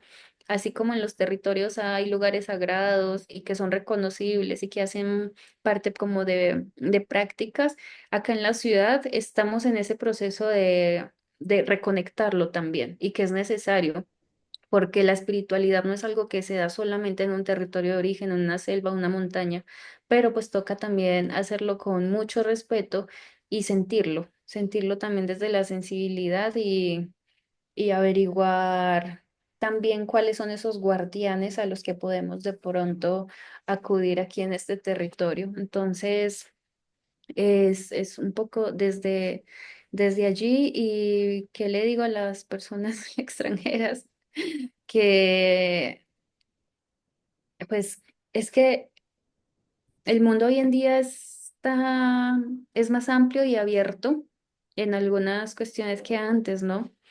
Pero sin embargo, dentro de esa amplitud, creo que a donde quiera que nosotros vayamos, a donde quiera que nosotros transitemos, tenemos que recordar que cuáles son esas cosas que llevamos a esos lugares, cuáles son esas cosas que transformamos o que nos transforman, pero sobre todo pensarnos en esas acciones que traten un poco de sensibilizarnos desde el lugar de los locales o los residentes, ¿no? Entonces yo recuerdo mucho que un primo por allá en la zona en otra región en Putumayo, bravísimo, decía, pero esos extranjeros vienen acá sin camisa, descalzos, caminando por todo pueblo y con la moto atravesándose todas las calles, ¿no?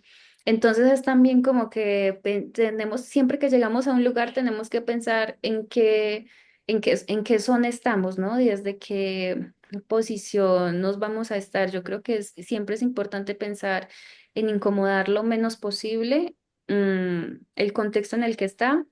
Pues sí, sí es posible, porque hay unos que uno sí tiene que, hey, esto está mal, pero en el caso pues como de lugares como este, creo que también hay mucho trabajo interno de resignificar y crear nuevos imaginarios, porque Medellín se ha construido desde hace muchos años para acá como una ciudad para algunos ejemplar en cuestiones de economía, en cuestiones de negocios, en cuestiones de turismo. Entonces creo que también toca como ciudad pensarse como en otros adjetivos que pueda también llamar la atención y que quizás sean menos dañinos o menos nocivos para las personas que estamos habitándola. Muchas gracias. Gracias, Kera. Y el último grupo que trabajó sobre tu trabajo, que también nos implica de alguna forma como extranjeros que a veces llegan al territorio, es el grupo de Sara, Eduardo, Roberta y Ginebra.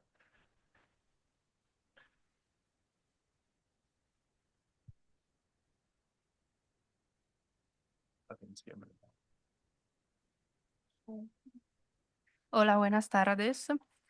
Usted en el documentario Lost in Transition habló del papel de la mujer en la transmisión de las tradiciones culturales a través de la palabra y de la tejedura, considerando que hay, por ejemplo, también una figura como la del Jaibana, visto no solamente como guía espiritual, sino también como detentor de la memoria de las comunidades embera. Hay aspectos de la cultura embera cuya transmisión solo es responsabilidad de la mujer.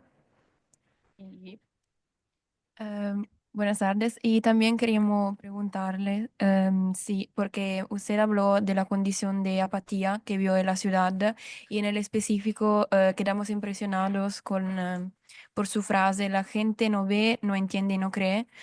Por tanto, ¿puede hablarnos sobre qué ha comportado para usted y para su cultura vivir a contacto con la apatía y la modernidad de la ciudad que vimos en el documentario? Gracias. Sí. Em, Trabajos exclusivos. Hay labores exclusivas, pero que están pasadas por la configuración un poco patriarcal que nos dejó el paso de la evangelización en la comunidad.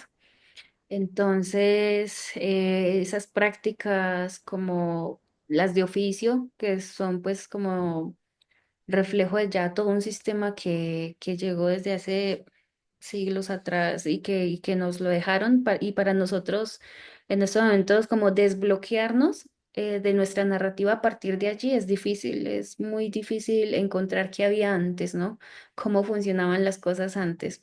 Quizás con estas cuestiones del cuidado de casa uno no sabe, quizás hubieran sido otros los roles, ¿no? Y no los que conocemos hoy en día, producto también como de esa narración que se empieza a dar y tomar fuerza a partir de las cuestiones de evangelización, ¿no? Y de la llegada, pues, como de otra, de la cultura hegemónica española a los territorios y de los otros países también que llegaron. Pero hoy en día, de hecho, pues cuestiones como el del Haibana están siendo también como pensadas en función de ese llamado que tenemos a la armonía y el equilibrio en nuestros territorios.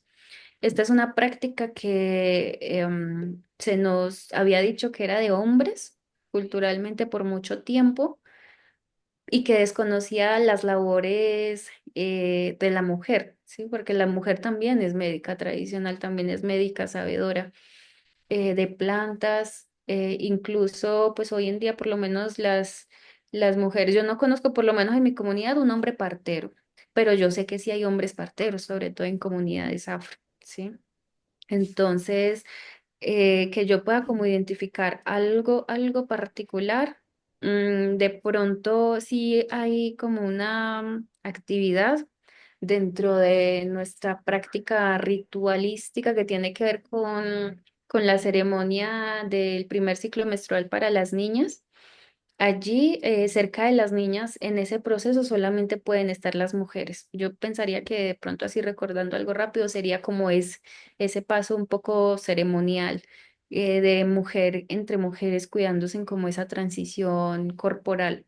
Pero de resto creo que las que hay son resultado de una enseñanza que se nos dejó a raíz como de ese intercambio cultural y religioso. Pero el resto no podría como de momento identificar si hay algo particular solo de las nenas, de las mujeres, pues aparte como de ese rol importante que tienen al estar rodeando a la niña en su primer ciclo menstrual en la comunidad. Em, la otra pregunta de cómo a veces estamos en la ciudad y las personas no se hacen los que no tienen, bueno, no tienen interés y se les dificulta un poco tener esa sensibilidad de las cuestiones espirituales aquí dentro. Yo sigo diciendo que en términos generales, esa falta de empatía en muchas condiciones de nuestras vidas, no solamente de la gente de zona rural, la zona urbana, o no sé, de personas que están en un contexto universitario distinto a otro. Yo creo que estas cuestiones de empatía tienen que ver mucho con un poco ese sentido de individualización y esa estrategia mundial que hay como de separación de las personas, de unas personas con otras, ¿no? Y esa invitación tecnocrática también que hay de encerrarnos y ensimismarnos a través, no sé, de aparatos, de las redes, como eso de no dar la cara y no estar compartiendo, ¿no? Entonces creo que pasa mucho por eso, por esa falta de construcción de relaciones que sean un poco más corpóreas, que sean un poco más presenciales.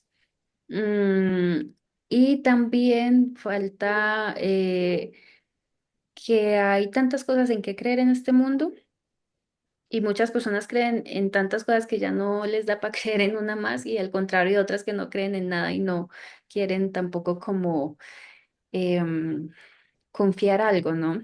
Mm, entonces, eso un poco me refería allí en la producción, que hace falta tener universos más despiertos para poder entrar en diálogo y en comprensión con las otras personas que están en nosotros. Cada uno tiene, sea el país que sea el origen que sea, todos tenemos unos orígenes ancestrales.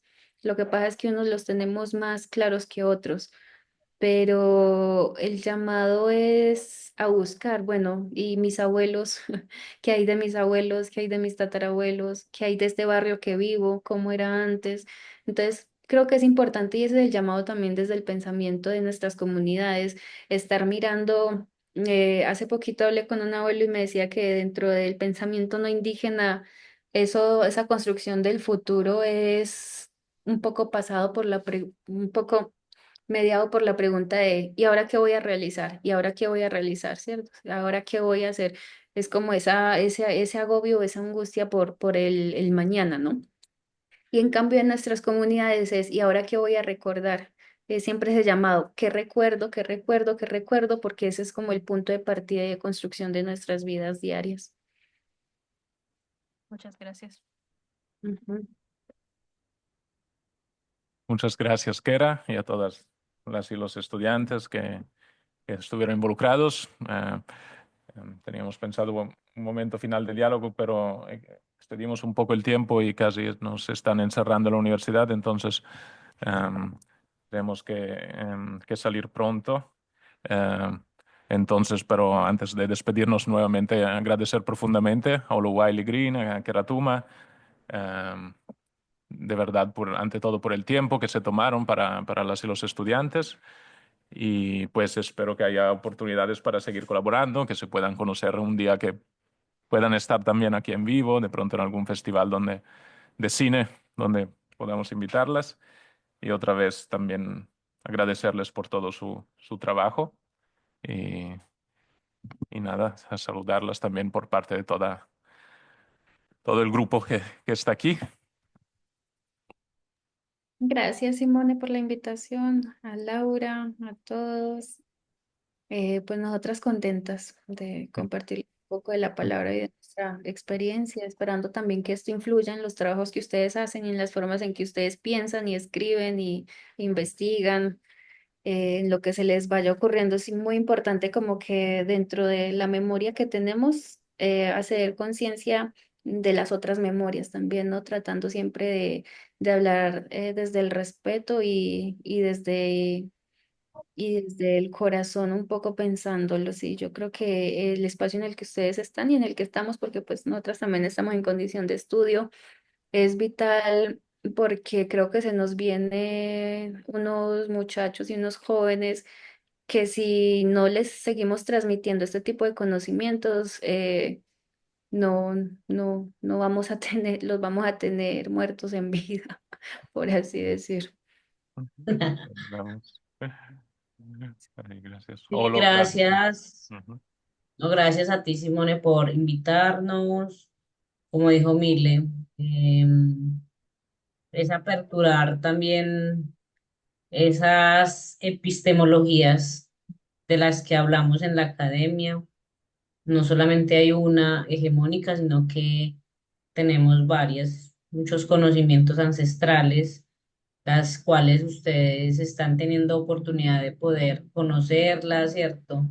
Y la invitación que les hace Mile es perfecta, es narrar también desde ese respeto y con conocimiento. Entonces, gracias, muchas gracias, Nube Gambi. En mi lengua se dice Nube Gambi, gracias. Entonces, espero que sí, nos podamos ver en algún momento, presencial o si no, por este medio también podremos seguir conversando.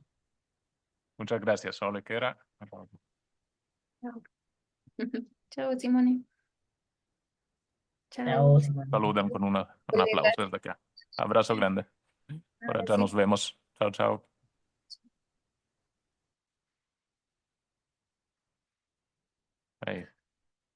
Scusate l'estensione, però oggi era necessario.